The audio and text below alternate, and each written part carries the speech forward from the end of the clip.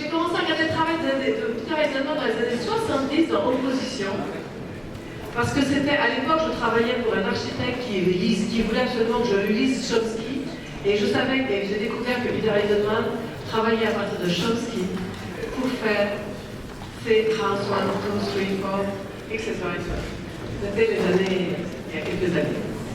Ensuite, j'ai retrouvé le travail de Peter Eisenman à la Biennale de Venise en 91, lorsqu'avec Thierry, ils ont partagé le pavillon et qu'il avait montré des centaines de coupes sur l'école d'architecture de Philadelphie, toutes vertes et roses, et qu'on voyait le bâtiment qui se construisait.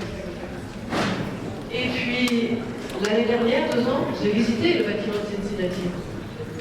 Et j'ai découvert que c'était fantastique. C'était beau. Thank you. I want, before I begin, to tell you a little story about Peter Eisenman and France. In the year 1960, that is many years before most of you were even a thought of your parents, I won a Fulbright scholarship to come and study in Paris, in France. And the only requirement of this Fulbright grant was that I speak French. And I didn't speak any French in May of 1960, 51 years ago. And so I enrolled in an intensive course of French speaking at Columbia University, where 8 hours a day for 8 weeks, and it was really intense. We didn't speak any English.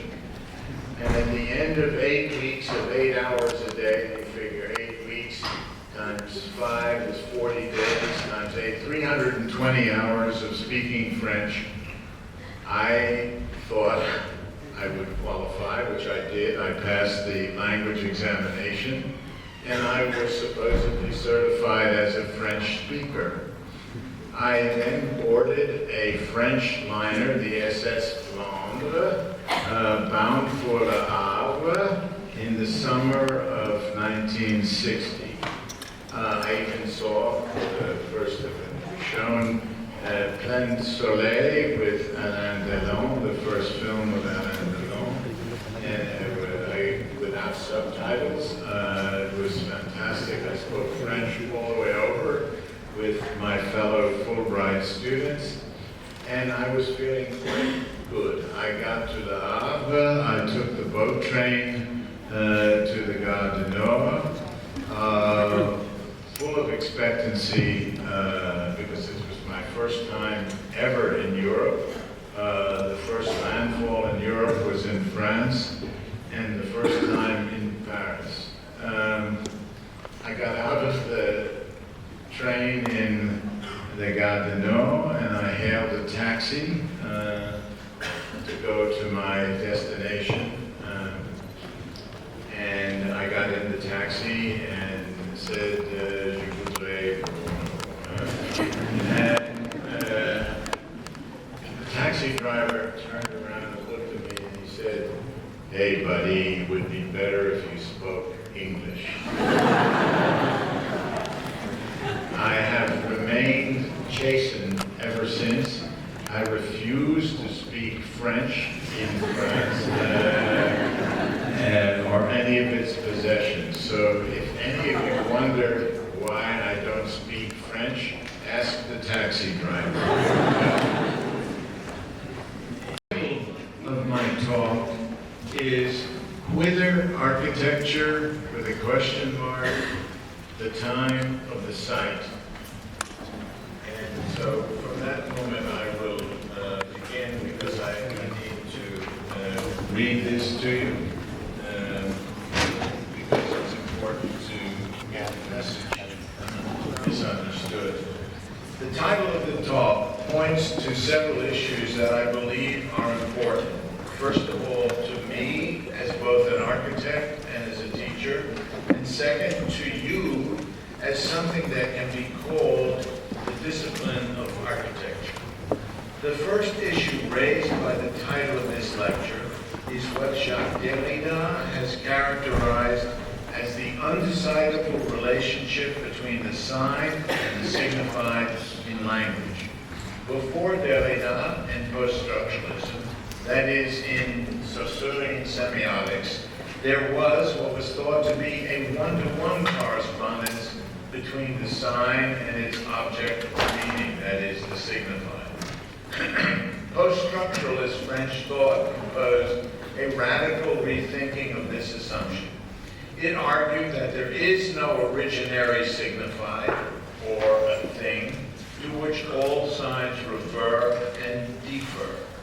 This idea has obvious consequences for our subject tonight, architecture, which was always thought to be the locus of presence, that is, where a sign and a signified are present as one and the same thing. For example, a column is not only a thing, but it is also a sign of its function as holding something up. Alberti made this point in the 15th century in his book De Re Edificatoria, when, commenting on the Vitruvian idea of firmitas, or firmness, Alberti said that a column must not just hold something up, it must look like it does. Point one. Whither architecture as a title is a sign intended in English, by the way, which is impossible to do with the same words in French, to have multiple possible interpretations. Is it the incorrect spelling of whither, which sounds the same, which would ask, what is the place of architecture, which is part of the idea of time and place? Or does it mean that architecture is withering or aging or being ordered to age? Again, an ambiguous construction. This latter idea raises another point, the subject, which I will talk about, of lateness, which will be discussed, and which could be said to be the time of the verb to wither. Now, to speak to the second part of the title, the time of the site, Sigmund Freud argues in his Civilization and its Discontents that in the development of the human psyche, infantile and mature feelings continue to coexist. Once a memory has been recorded, it cannot be erased.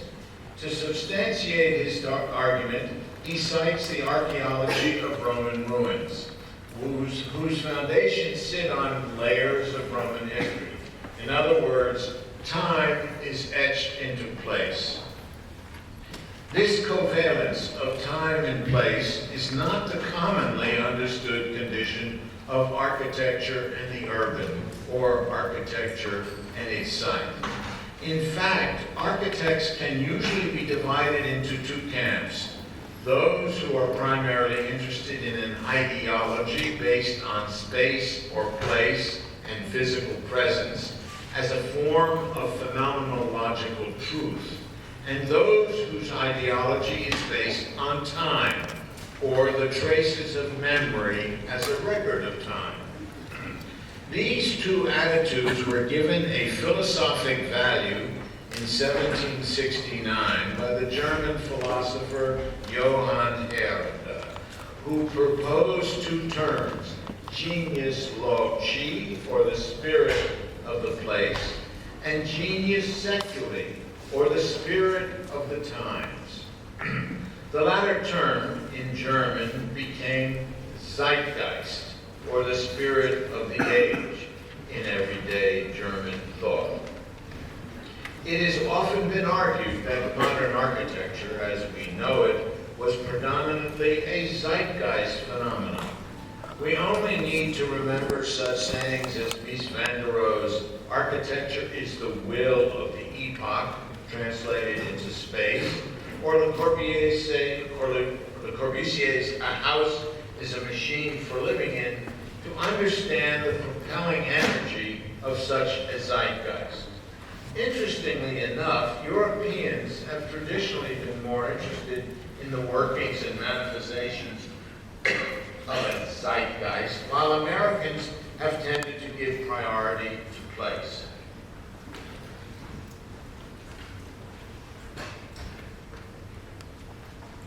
This may account for the lack of a modernist ideology and its zeitgeist that were notions that were manifest in very few buildings in America before World War II.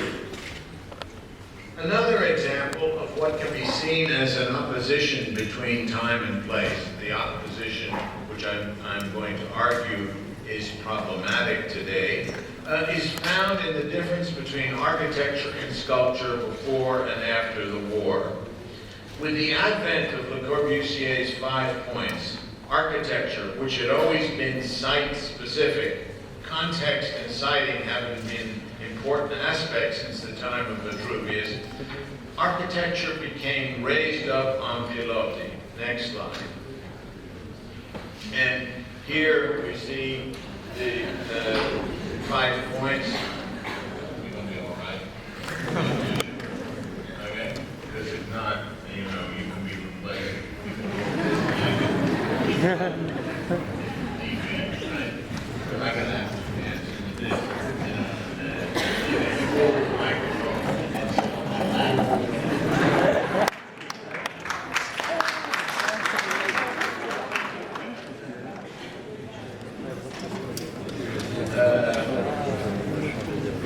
What we see is one of the 5 points is the idea of pilotis, freeing the ground and architecture's presence from it, thus becoming both conceptually and actually site non-specific. Conversely, after World War II, sculpture wanted to come off its so-called pedestal and become site-specific, something that architecture really was. This was apparent, next please, in earthworks projects such as Robert Smithson's Spiral Jetty in the Great Salt Lake and Michael Heiser's Double Negative in Nevada. The Spiral Jetty is on the left, the Heiser on the right. But sculpture also began to demand control of the spaces that its objects were in, like, next please, Richard Serra's corner piece Strike, or Robert Morris's L pieces at the Polar Cooper Gallery. Sculpture became more and more like architecture or works of the environment. Architecture, too, after the war, moved closer to the ideas of place and site with the loss of any Geist of the Zeit. This movement was exemplified in the difference between Robert Venturi's first book, Next, Complexity and Contradiction in Architecture, published in 1966, and the book by Venturi and Scott Brown, Learning from Las Vegas, 1972. The former, Complexity and Contradiction, was about the internal workings of an architectural language, while the Las Vegas strip suddenly became reified as the main street is just all right, which was an ordinary place. This reification of site was followed by important exhibitions in the 1970s, next, such as Roma Interrota of 1978. Thank you. Now you get this guy. He's listening too hard. I can do this. Or 10 projects for Canoreccio, next, which shows the projects of Raymond Abraham and Rafael Moneo. Or then we have Paolo Borghese and Robert Stern's Strada Novissima, the presence of the past architecture, next please, in Venice in 1980, which was, in a sense, the high point of postmodernism. And these culminate at the end of the decade in Christian Norbert Schultz's book, Genius Loci, Towards a Phenomenology in Architecture. And in this, obviously, the celebration of not only the phenomenal, but the idea of place as being a truth. As one can tell from the title of these exhibitions, not only was place back in importance, but it was also being buttressed with a philosophical pedigree concerning the value of presence, that from a narrow reading of Martin Heidegger's Being and Time. But architecture had always been site-specific, and since sculpture had now captured that flag of the site, what was architecture to do? A mere return to site specificity would not be an adequate answer. A clue could be had in a drawing of G.B. Piranesi's of 1762 called the Campo Marzio, which in the early 1980s became a cultural icon similar to Noli's map of Rome of 1748, which itself was an adaptation, in a sense, of another map. Next one, please. A map of Bufalini of Rome from 1551. Now, the Bufalini map is very interesting because it was the first map to use black and white to denote urban from rural. And we can see that in the Bufalini map. However, in the next slide, the Noli map of Rome of 1748, we begin to see the public spaces as articulated within objects now as white, so that we begin to distinguish between the interior of the space and the exterior of public space, that is, space that was courtyards, entrances, churches, etc. That is, more or less quasi-public symbolic places were now cut out of the black space, which, as Bufalini was a radical gesture, so was the Noli map of 1748, which was used as the basis of the Roma Interrotta exhibition, as previously mentioned. As Noli portrayed Roman space in a new but also reified way, allowing the inside of public figural buildings to read as a ground. Next. And there you can see in the detail what was different about the Noli from the Bufalini. His map, this particular Noli map, became an icon for the new phenomenologist. Thus was born a figure-ground dialectic and its consequent urbanism in the idea of the contextual as promoted in Colin Rowe and Fred Curtis' book, Collage City. Piranesi, on the other hand, was something other. Next, please. The Campo Marzio, I want to argue, was a cartography of time. It combined both layers of time and space in a complex array of what Derrida had called undecidability. There are traces in the plan of Rome of the first century, which some of the monuments remain, such as the Teatri Balbi, Marcelli, and Pompei, the Pantheon, Hadrian's Mausoleum. But others are moved to new locations, scaled from their actual size to a different size. Next, please.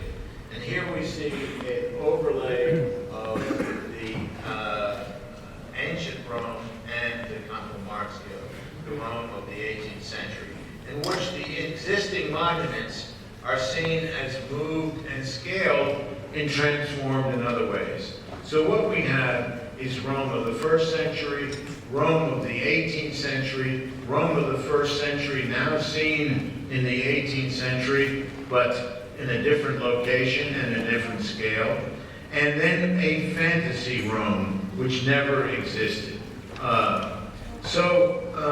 This strategy is apparent when we look at Piazza Navona, which has moved from its actual location and rendered at a larger scale, and it makes it appear like it is the original Circus Argonavis.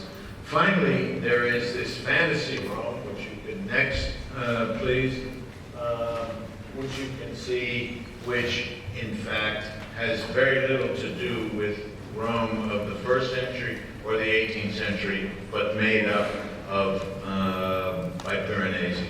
So we have past time, present time, past scale, present scale, different scale, and then we have virtual time and virtual place. So we have the overlay of 3 different times and, in a sense, 3 different scales. Another important aspect of the Campo Marzio is that unlike the Noli map, which was the first of the what one would call figure ground maps to be discovered and proliferate, the Piranesi map has no streets. Therefore, it has, instead of being a figure ground map, is one that could be called figure-figure, where the interstitial figures, spaces between figures, which were streets in the Noli map, are filled with scaled complexes of other figures. This strategy extends from the largest scale figures to the smallest. The Campo Marzio stands as an emblem of an idea that place and time can be what is called in the English language, and I have no idea what it means in French, imbricated, that is non-dialectical but existing within one another. So whatever it means, it doesn't matter. What? Imbricated? Okay. It's the same. Whatever that means. I'm never sure what it means. I know it's not dialectical. Whatever that would mean, and whatever the difference is, it doesn't matter. You can go around and say it at a cocktail party. Everybody will not understand. So that what we're saying is there's a movement away from the dialectical relationship between time and space to one that exists within one another. The Campo Marzio becomes a crucial moment in that notion, and also for me, for a sequence of projects in my work which concern site without being classified or being concerned with site-specific work. This concept of the map of time first appeared in my Canareggio project of 1978. Next, please. That's another place in the Campo Marzio. Next. And here is the Canareggio project of 78, where the nodes of the grid of Le Corbusier's virtual, unbuilt project for the Venice Hospital become real and are continued into the site of the project as void holes in the ground filled with water. Juxtaposed with these voids are a series of my House 11A project, which was designed for a different site in California and placed in the project at 3 different scales, nested within one another like Russian dolls. Next, please. And there you can see the House 11A as nested projects. So what we have is a change of scale, a change of location, and a change of times. 2 similar projects quickly follow in 1982. Next, with the competition for the Webster Center in Columbus, Ohio, which brings in the ruins of a former building, brings in the cartography of the map of Ohio reduced to the scale of the site, and the existing buildings on the site, and then the virtual building inserted between them. And then, in a second project in 1982, next, the EBA project in Berlin. The site plan is on the left and the actual build form on the right. And of course, the site plan has grids from the 18th century Berlin, 19th century, a grid of the Cartesian structure of Berlin, and the 20th century. And so again, we have the overlays of different types of grids and different times of the site. Both projects use an overlay of maps from different times to produce traces or absences which are given three-dimensional form to produce the project. In both cases, the resultant site plans are what could be called figure-figure urbanism, unlike the figure ground of Noli, and also display a condition of undecidability in terms of the time and actual physical scale. In other words, there is no single scale and there is no single time. These projects culminated in a book called Cities of Artificial Excavation, whose title metaphorically describes the actual process that we were undergoing in the work. While excavation reveals, as Freud has noticed, the sedimented layers of history, it did not deal with some other aspects of time, specifically the digital time of the vector. And of course, a vector is different than an axis and a classical axis because it has energy, velocity, and direction. So that what we were interested in is beginning to understand how we could use vectors as opposed to axes for the layering of the project. That is, the layering into the work of the virtual in the actual, not to produce a virtual condition, but a real condition of time that included the aspects of virtuality. Many projects were proposed in the intervening years between 1982, which layered and experimented with things until 1999, when two other projects, the Berlin Holocaust Memorial and the City of Culture in Santiago de Compostela, introduced another aspect of the theoretical matrix of time, the concept of lateness. Lateness could be what Shakespeare's famous line in Hamlet was referring to when Hamlet says, quoted by Jacques Derrida, "The time is out of joint." Lateness, or late style, is a term discussed by both the philosopher Theodor Adorno and the critic Edward Said. Lateness as a concept has two aspects. One deals with the moment in real time, usually at the end of a paradigm and before an epistemic or paradigm shift. It can be argued that we, right now, are in such a moment of late time because we can look at the economic and political situation of the Western world, at least, and say we are in a condition of late capital. The second aspect of lateness is a personal moment in time, specific to one's own career, when the work produced takes a turn inward, but is also different, difficult, and unlike previous work. Clearly, Peter Eisenman, as he sits here, is in a late moment in his career.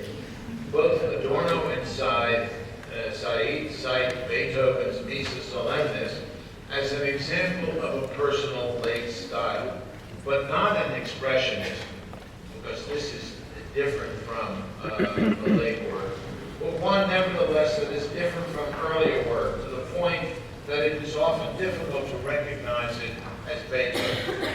This might also be said of my two recent projects, the Holocaust Memorial, next, and the City of Culture in Galicia, Spain in 1999, next. The model of which was entered for the competition. And these two projects could not be more different from one another.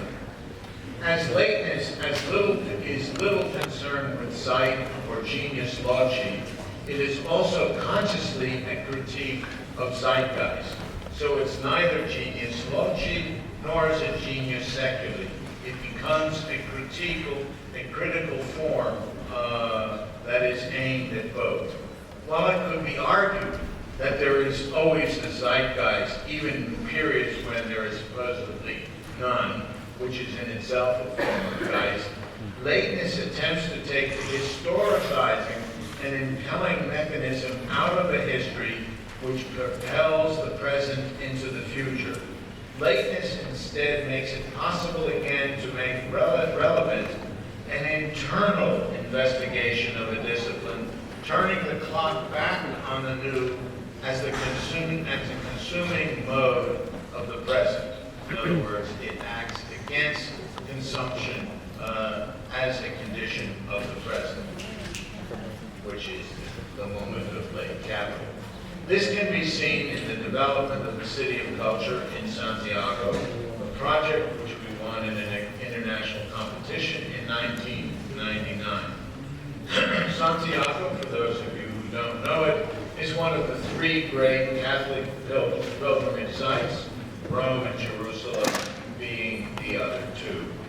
Only last year, Santiago had 11 million pilgrims visit the cathedral that houses the coffin of St. James. These are all religious pilgrims. The programmatic objectives of the competition were to bring a modern-day, world-class cultural infrastructure to Galicia as an icon of its moving not only into the 21st century, but moving away from the singular notion of religious pilgrims. The architecture, that is the disciplinary objectives, are something different. That is different from what the client wanted. This is where Peter Eisenman comes in. And I want to briefly say at this point that I make a distinction between the idea of an architectural project and an architectural practice. And that distinction lies in the following. That is, an architectural project defines the world from the point of view of the architect, and an architectural practice defines the architect from the point of view of the world. And those are very, very different things. And to me, most of you clearly want quickly to get into practice to make a lot of money and be defined by whatever your client wishes. And for me, the architectural project, that is the project that defines the history of architecture from Brunelleschi through Le Corbusier to the present, has always been one of a project-based condition where it was the architecture that defined the world. That's an important distinction that must be made in this moment. So that what I'm saying is, while the client wanted X, the architect wanted another thing. The architectural, that is the disciplinary objectives, were something different than the client's objectives. In his book, Renaissance and Baroque, Heinrich Bufflin distinguishes between the Renaissance and the Baroque. And by the way, what is interesting about these distinctions, he never mentions site as a possible difference or distinction. What he says is that the Renaissance is a phenomenon of perception, that is, learning how to read something from what one is seen. That is, the articulation of the classical heart-to-whole relationships, which were important in the Renaissance. That is, the part and the whole were a dialectical condition. Whereas the Baroque, he said, is a late phenomenon, one of the atmosphere. Jeffrey Kipnis, the American critic, has argued that the City of Culture of Santiago, he says, comes closest in contemporary work to what Bufflin would call a critical atmospheric project, which combines the criticality of perception with the mood of atmosphere. Thus, our strategy from the beginning was to articulate in a non-object building mass, as if these forms had heaved out of the ground, gouged over time by deep gorges, something which was not necessarily meaningful or articulate, but something that would understand the concept of late as differentiating it from, let's say, modernism or even postmodernism. The project was attempting to define the late in other terms. This was partly done strategically to differentiate the project from other competitors who would no doubt produce object buildings, as Jean Nouvel did, as Koolhaas did, very beautiful object buildings, but nevertheless not what we did, clearly, when you look at the model.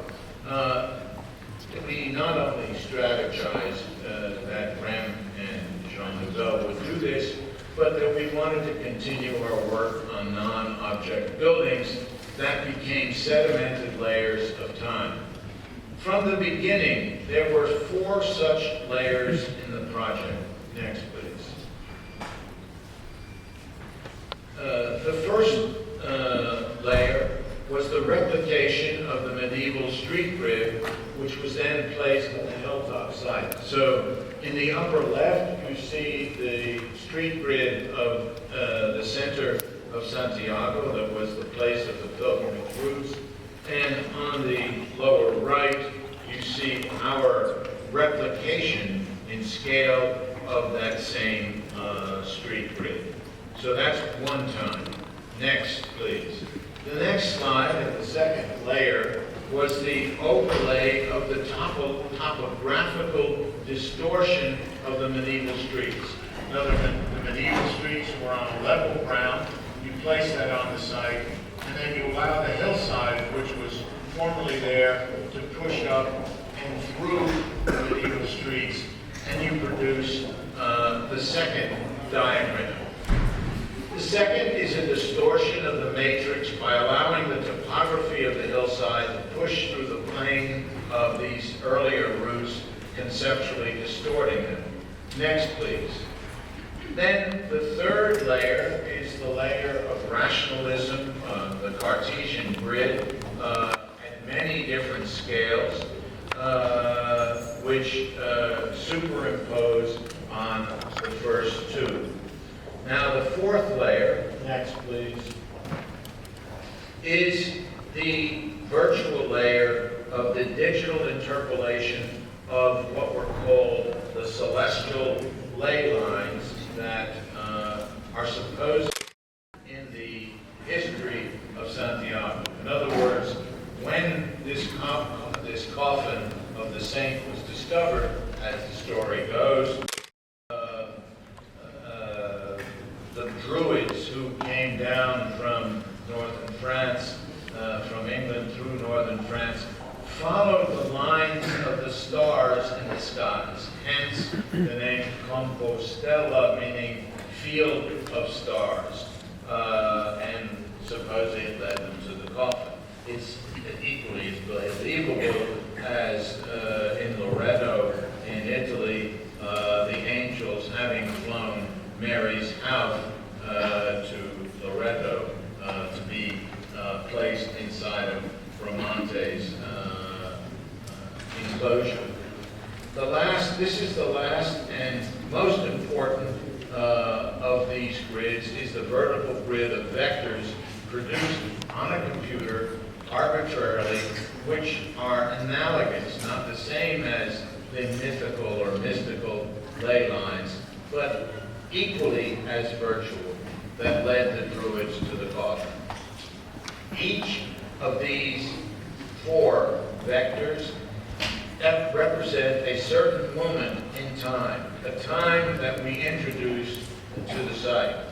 The result of this thinking are now finally visible as the buildings take shape in full scale. The virtual, instead of being a manifestation of media, Facebook, instant twittering, instant messaging, etc., which has taken hold of the world, now becomes a actual presence, where nowhere has become everywhere today. Now in this site, idea of the present as part of the virtual. I'm going to show a series of slides of the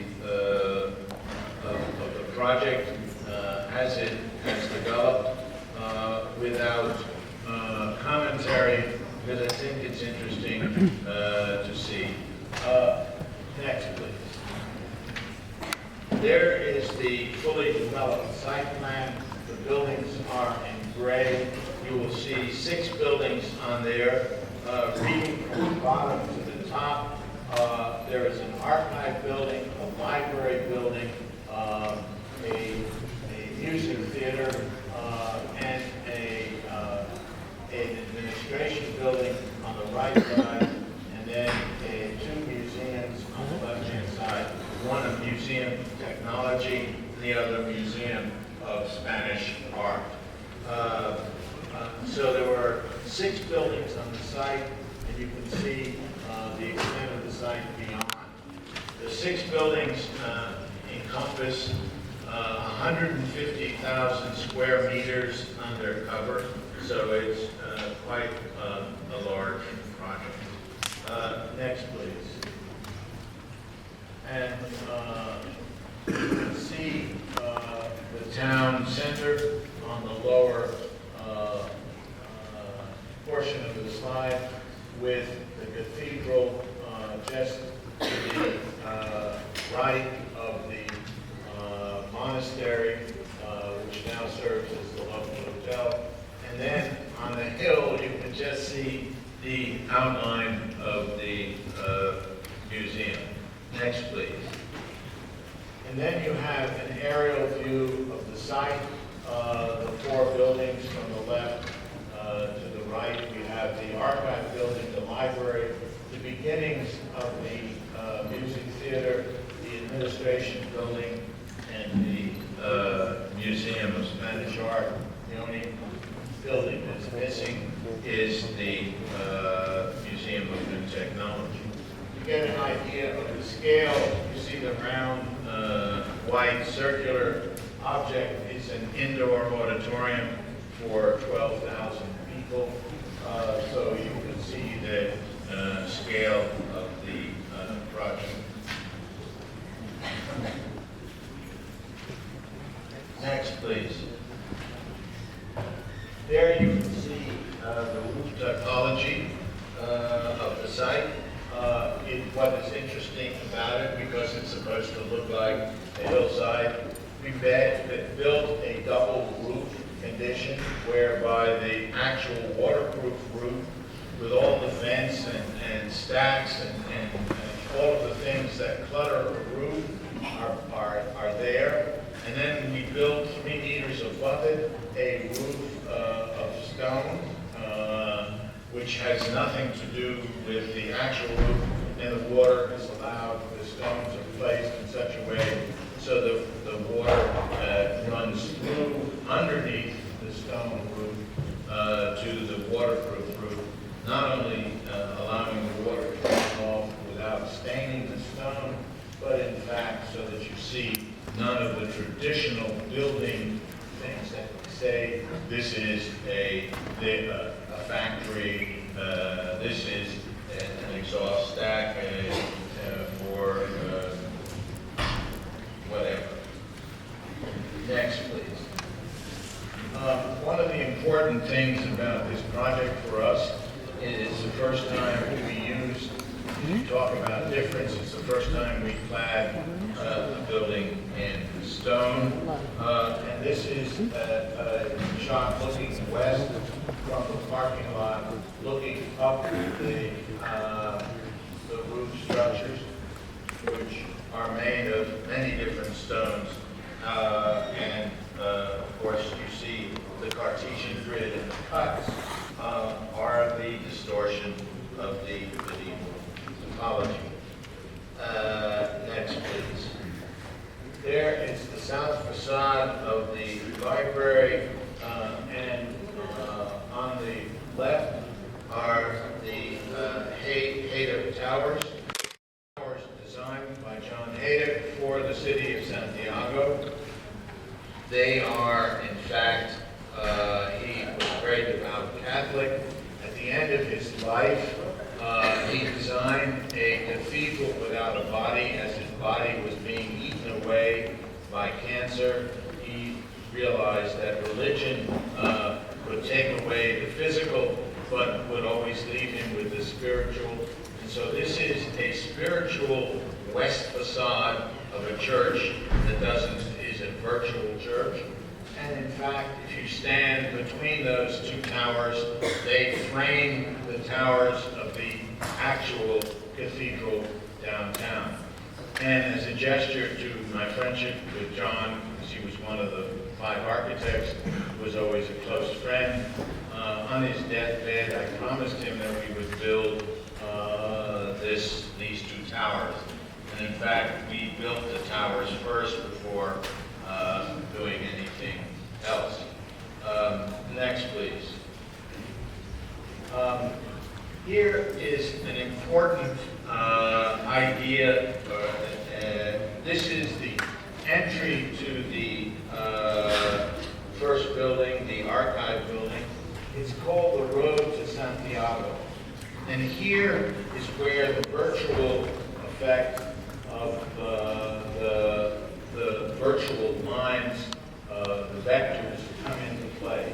Because the ceiling and the floor, reflected in the glass floor, produces a crochet which has nothing to do with the external envelope, which is the topography and medieval condition of the site. So that what you get is, from the outside, you get a sandwich of a reality of Santiago, and on the inside, completely different from that, is you get a crochet of the virtual. So that while crochet in the classical terms is usually something very real, concealing structure, here the crochet becomes the network of virtual lines generated on the computer as vectors that move through each building, in other words, and create, in a sense, this idea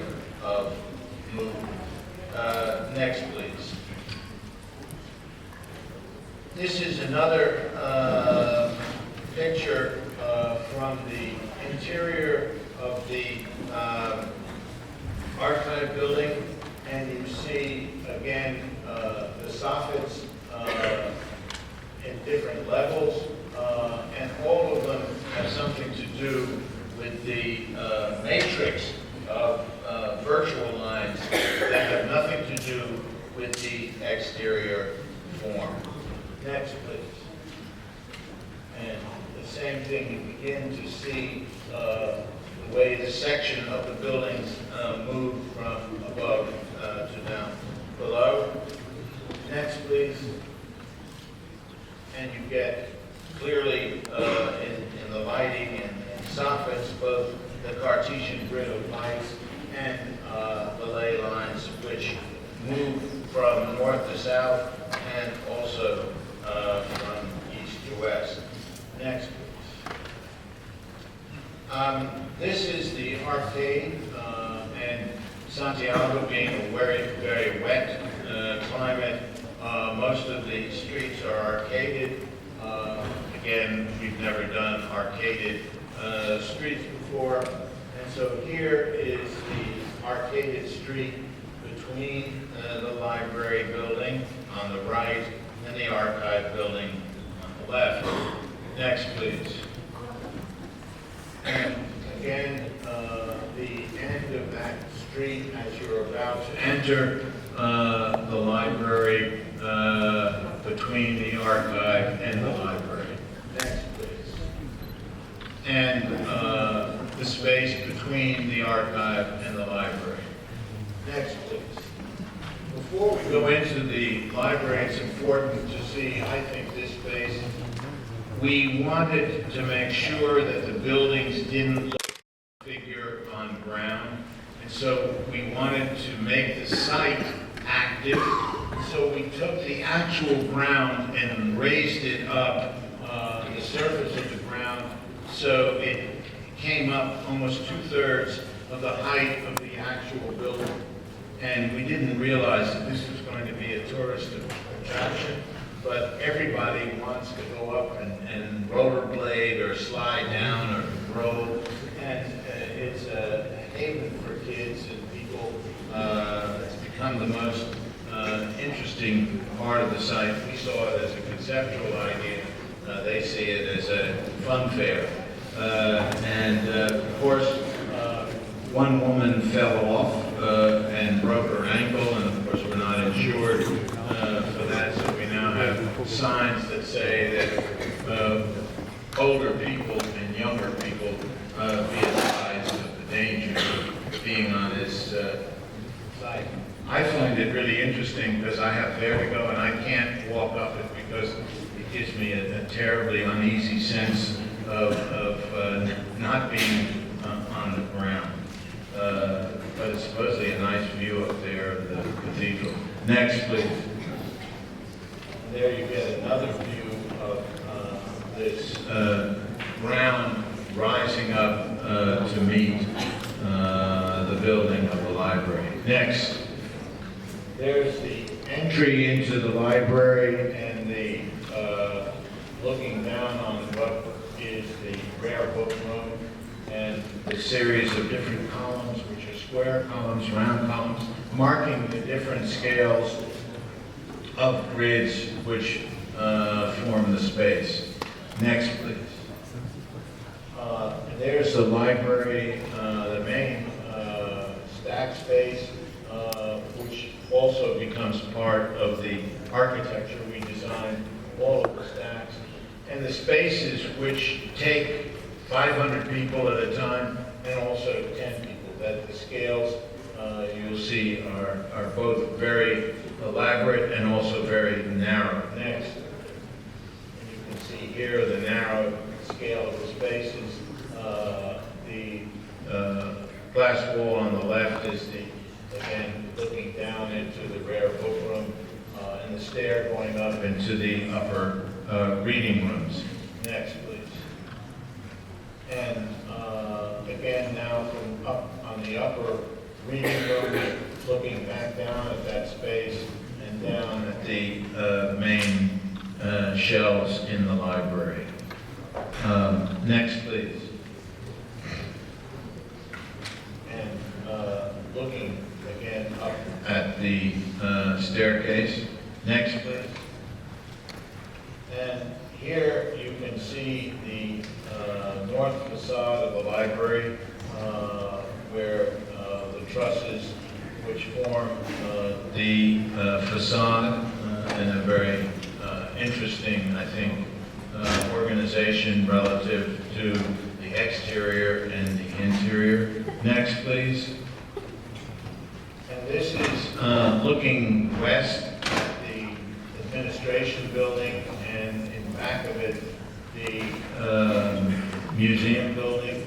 And it's one of my favorite views because you get this strange sense of the Cartesian grid and then this building twisting out from it in a strange way.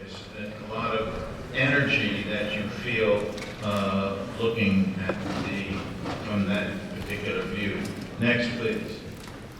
This is an interior of the museum building, the north facade.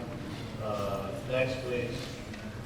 And this is the external north facade, which is a double curved surface with every piece of the glass being formulated through digital computation and cut digitally, so that we had to build in the double curve into what were essentially flat drawings. We couldn't do flat drawings, so we started with a wireframe model.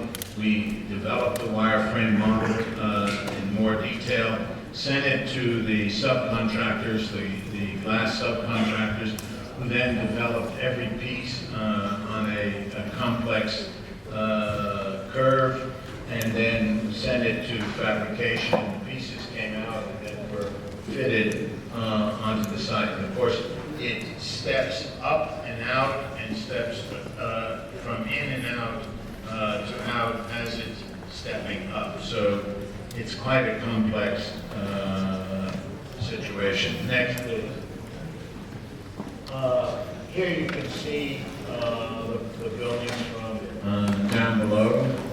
Next. And there you see a long-range view of the buildings from up above as they sit in the landscape.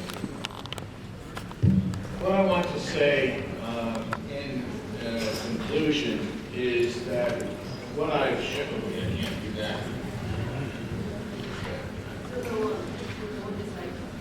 That's okay, I'm not.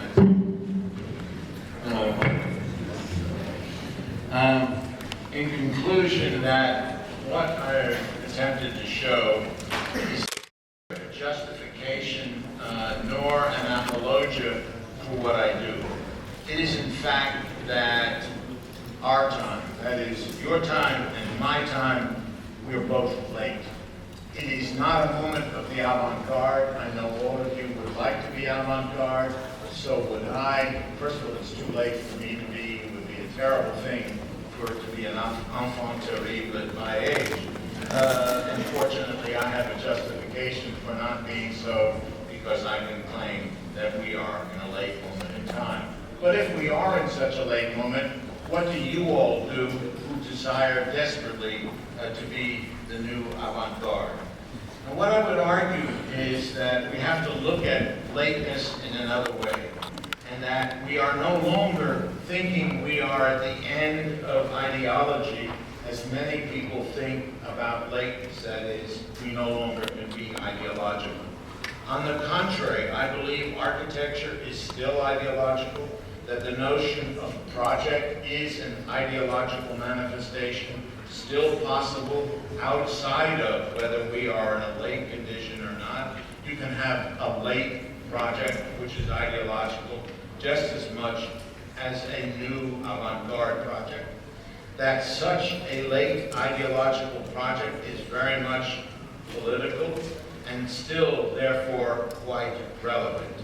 In fact, one could argue that architecture is an important discipline today precisely because its relevance lies somewhere other than in the computer or in the digital. It is a way of explaining metaphorically in space and time the many crises that in fact we face in late capital.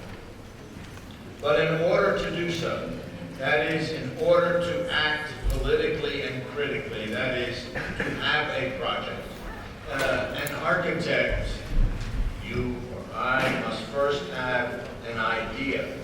In other words, an architectural project as in Carlino or San Ivo, for example?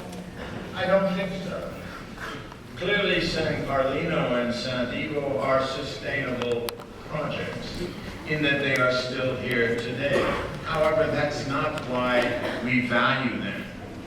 The importance, and in fact, I would argue, is sustainability is a manifestation of late capital's driving to produce something that could cause us to consume more. However, the importance of San Carlino and others to architecture does not lie in their relationship to some marketable current trend, but rather in their critical architectural differences. This is not to be against sustainability, but sustainability is not what animates an architectural idea, nor has it ever animated an architectural project. I was recently reminded of something Daniel Burnham said: "Make no little plans, they have no magic to stir men's blood." Today, it would seem that many of our politicians have very little desire to stir anybody's blood. But architecture does have that capacity. Architecture can stir reaction and move people. So what I'm trying to say tonight, or doing, is trying to give you a little insight into why I am optimistic about your future and the future of architecture. I hope this brief presentation will in some way clarify what it can be to be an architect, and in particular, someone like you will be in an architectural school in what is a moment of lateness and also a period of economic downturn. Don't forget, I was not unlike you. After all, I was born in the worst depression that the Western world saw in the 1930s. I lived through the downturns of 1972, and in fact, in the downturn of 1982, I started my practice in that very worst moment in the last 50 years. Remember that economic downturns don't last forever. But if you don't have an education, that is, if you don't know what architecture is, and you don't continue to believe in the future as present, you will always be in an economic downturn. I'm happy that I was able to come here tonight to speak to you. I hope at least that you have listened, even if what I have to say may be far from your reality. Whatever you decide to do in your future, remember two things.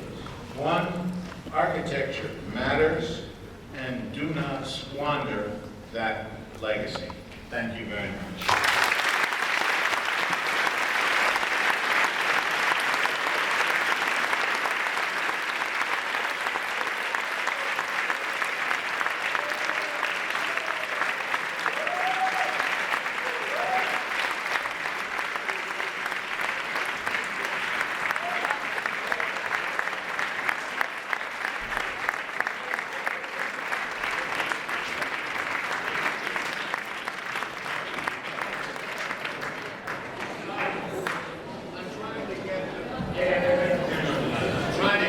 Turn on the lights so we can see one another, and then you can all make comments or ask questions without fear. Can they turn the lights on? They're trying to. We can get candidates.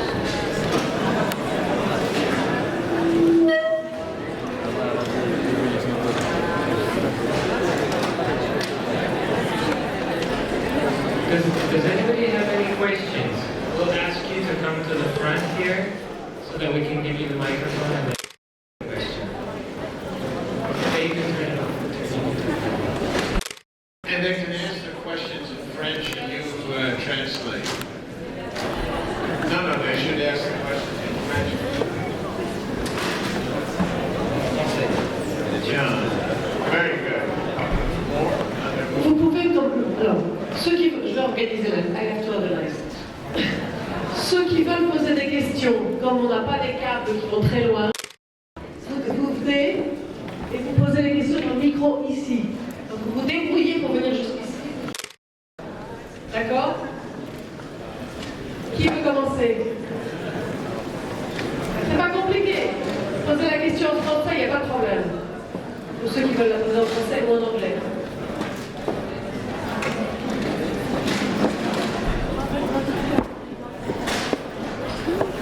Qui ose poser une question? I want to talk about the context. And to ask you, because tonight you were talking about the context. When you were talking about the place,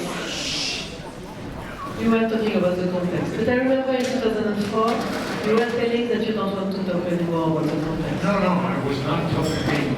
Contextualism is permeating the context as a truth. That is, there is in the Colin Rowe book, City, the idea of the context as the dominant form of truth in organizing architecture.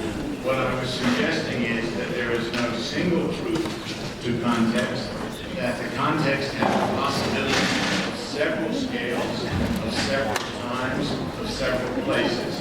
And this starts from Freud's analysis of ancient Rome to Piranesi's Campo Marzio. It's not a new idea. And what I was trying to show is how I use time and scale and space to upset the idea that the site contains the truth of time and being. Okay. Clear. So,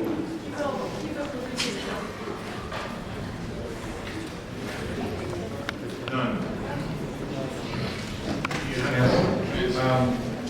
I was wondering if you could go back to the notion that you associated with the idea of lateness, that the idea that you spoke about at a certain moment about atmosphere. Could you perhaps develop what you associated with that? Well, I only gave a reference to, I never have an original idea. And the idea comes out of Heinrich Wösslin's book, Renaissance and the Baroque.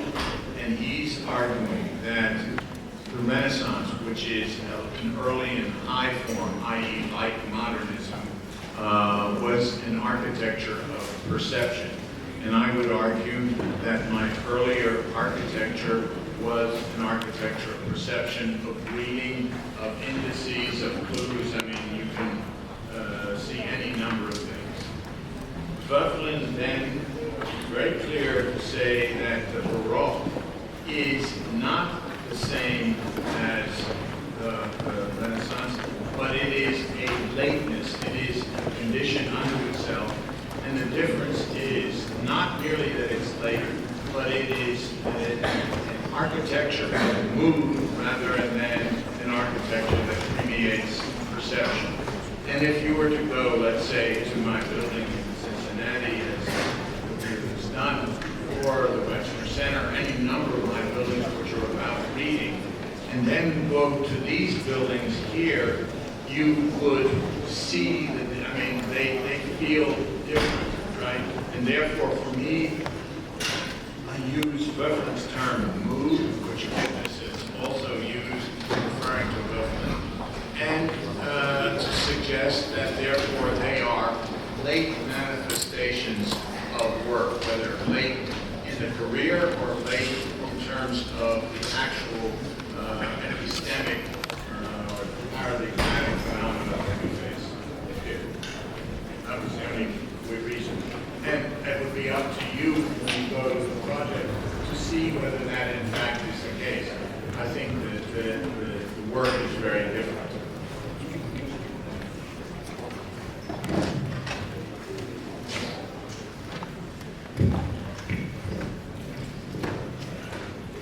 When you talked about the different layers, the Santiago, you mentioned the fourth layer is a virtual layer which refers also to fantasy.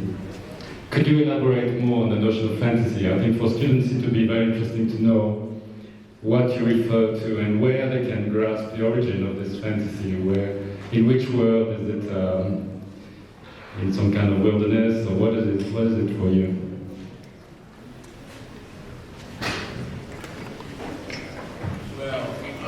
First of all,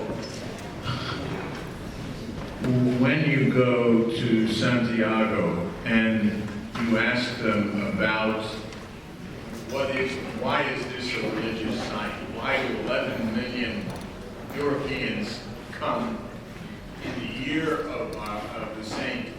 James to Santiago, which is basically no place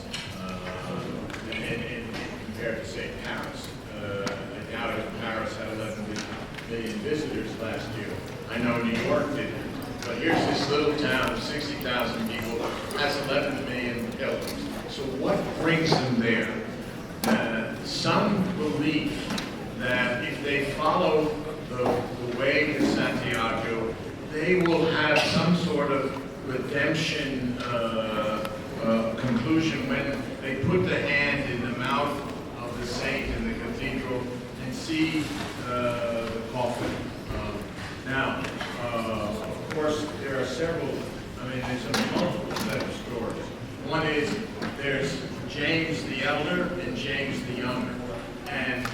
there's no one to say whether this is James the Elder or James the Younger.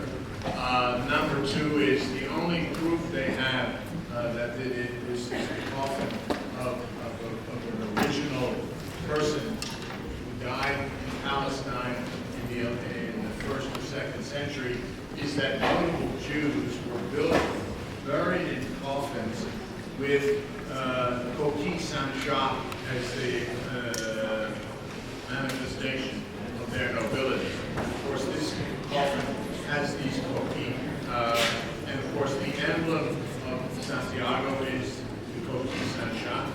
And so there is that fantasy. But then we get to Compostela. And the reason that is given in the Codex of Santiago is that these pilgrims first found the coffin in Santiago by following the field of stars and the lines that were read by the Druids in these stars. Now, for me, as a secular person, it's a bit of a fantasy. But I have been with ardent Catholics who say, no, that's not fantasy, that's true.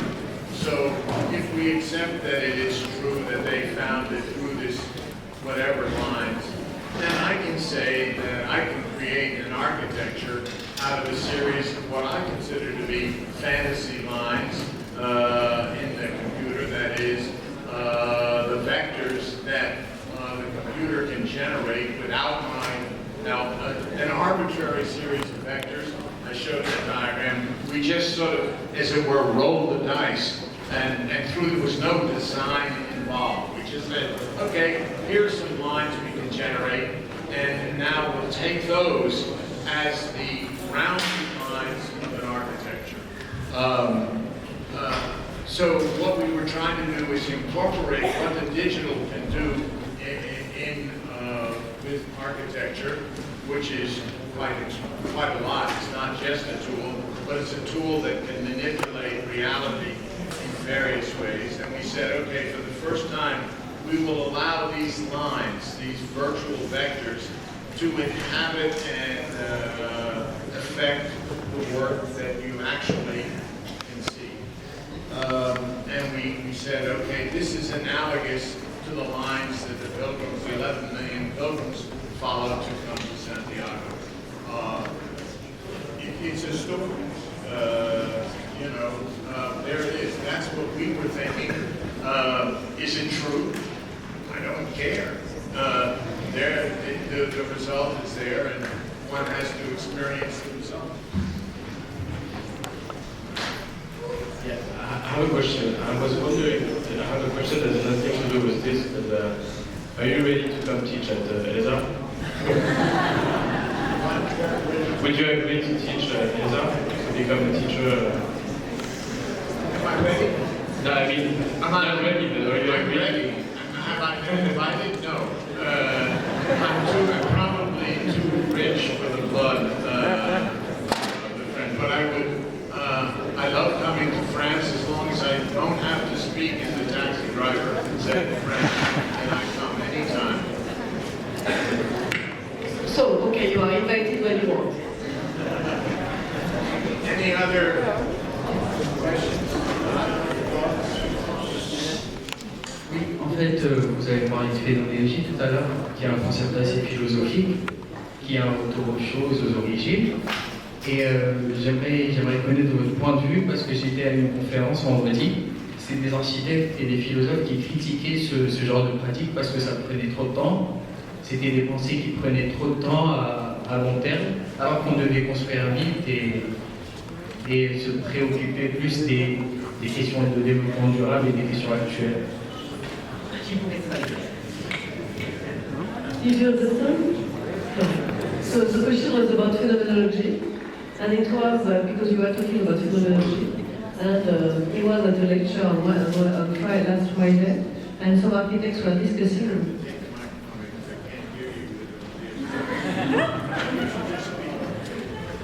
Does everybody understand?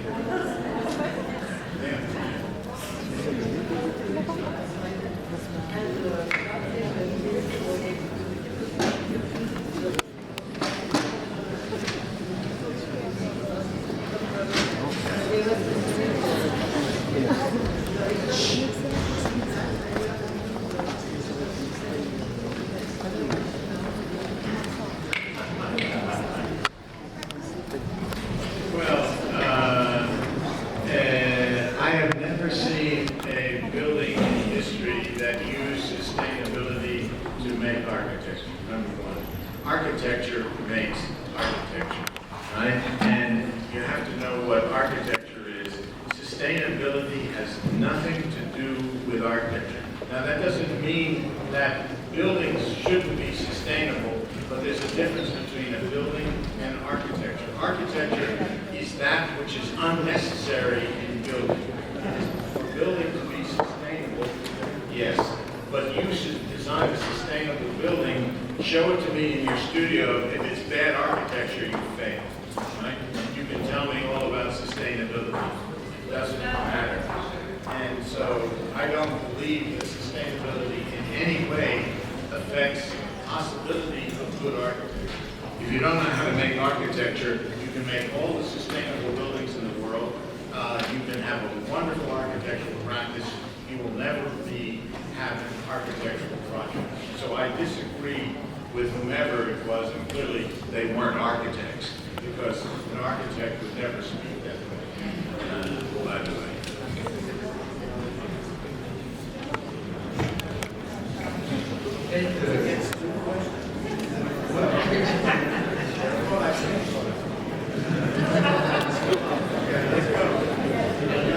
En fait, j'aimerais savoir comment Jacques Derrida et le déconstructivisme vous ont inspiré. Est-ce que vous étiez le premier à vous intéresser à ces travaux en France?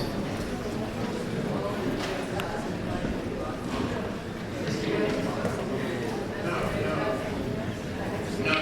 First of all, Jacques Derrida has nothing to do with my architecture. Jacques Derrida is a wonderful philosopher who cannot see either art or architecture. If you look at the artist, this guy Adami that he likes, he's a terrible painter. I can tell you that. But he makes good philosophy. Jacques Derrida used to say, you know, Peter, when we work together, he would say, we did a garden together, and he would say, where are the trees? I would say, oh my God. I say, Jacques, where are the trees in your texts? I said, there are none. I said, your texts are as barren as the garden without trees. You have to understand. If you ever went to Lille-Ange, where Jacques Derrida lived, and went to his apartment house, and went to his particular apartment, you know that Jacques Derrida has nothing to do with architecture, and Peter Eisenman, I would argue, has nothing to do with philosophy. It was just a mutual interaction.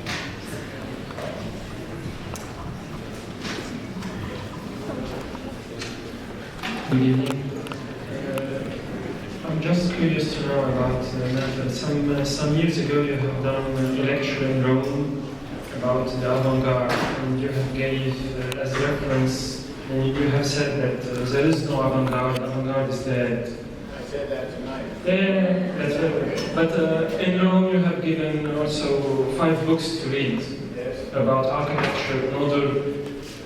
If I remember, you have said that you want to make significant thing in architecture, you need to learn what it is, and you have gave 5 references about it. Then I know that you are teaching history at Yale, and No, I think it's theory of history. theory of history at Yale. I don't read history. Okay. And I know that you are using Italian books from Bruschi on Bramante. My question, yeah. Okay. I was very intrigued by such approaches, and lately I have read the book. I have read one of the latest books of Vittorio Gregotti, Verso la fine dell'architettura, where he suggests that in order to not to preserve, but he suggests that we should know history very well, and then we should destroy it. So I'm curious to know your opinion about such a statement, because if I understood very well, I think it could replace the notion of avant-garde, which has no more significance, which elle n'a plus de sens de rester et de dire que nous sommes des avant-gardes. We have to think, that's a good question. I think it is helpful. Look, all architecture, I would argue, is based on precedent. Like all music is based on precedent, as all literature is. That doesn't mean we copy precedent to produce today. The difference between architects like Leon Greer and others is that they believe that the same validity that the Roman orders had in the first century are valid today. That's not what I mean by history. What we should learn from is how those orders were transformed over time. That is, precedent always remains, but it's transformed. I would argue that my work is very much steeped in precedent, but the transformation of precedent. You cannot know architecture unless you know the precedents which make it visible. You cannot, if you're going to write 12-tone music, you need to know 8-tone music. Every modern composer studied Bach, Beethoven, etc. I think every person in this room must know his Brunelleschi, Alberti, Bramante, or the equivalent of them in French thought. I believe that since we don't have a history of the 15th, 16th century in the United States, I give that to my students because otherwise they're going to do log cabinets, right? And log cabinets is not the precedent that I'm talking about. So for me, I cannot think without precedent. In other words, I cannot have an architectural idea without taking precedent and finding ways of what Rigotti says, destroying it, transforming it, so that there is a mutation that occurs. I think that Rigotti and I would be saying the same things. But there is nothing new in the world, right? And there's no way in this day and age to have to think the new. It may be new that there's global terrorism. It may be new that the United States is not a first world power anymore, thank God. There are any number of things which I think are important that are changes. Do they give us any architectural significance right now? I don't believe so. That doesn't mean that we must continue, because more than ever in the virtual world of instant communication, of instant messaging, of Facebook, of Twitter, etc., being here in this place, not watching me on the computer, not watching me on some other computer screen, but being here is really important. That's why I'm here. I could give my lecture by a Skype, you know, and that's what I consider to be awful. You know, the death of being is Skype and its various alternatives. The death of being able to communicate is instant messaging. You know, when you see LMFAO, I know what LMFAO means. You may not know what it means in French, but we have it in English. I can tell you privately. But there are all these kinds of acronyms that exist in instant messaging and in Twitter, right? To be able to reduce thought to instant messaging or 140 characters is out of this world ludicrous, right? What I'm suggesting is we need to slow the world down. We need to stop having so much information. We don't have to have instant information. We have to be able to be in a place. These people all, have cameras with them in their phones. They have to take a picture of something to show someone that they were there, right? And to me, it's better to be there and throw the camera away, because you don't remember anything in the camera. You should be and be with a person, be with an object, be with an architect. So, in a certain sense, I believe in, I'm very conservative, very, very conservative. And all of you are very not conservative. So that's what is perhaps the difference. But also, I'm a wise old fox.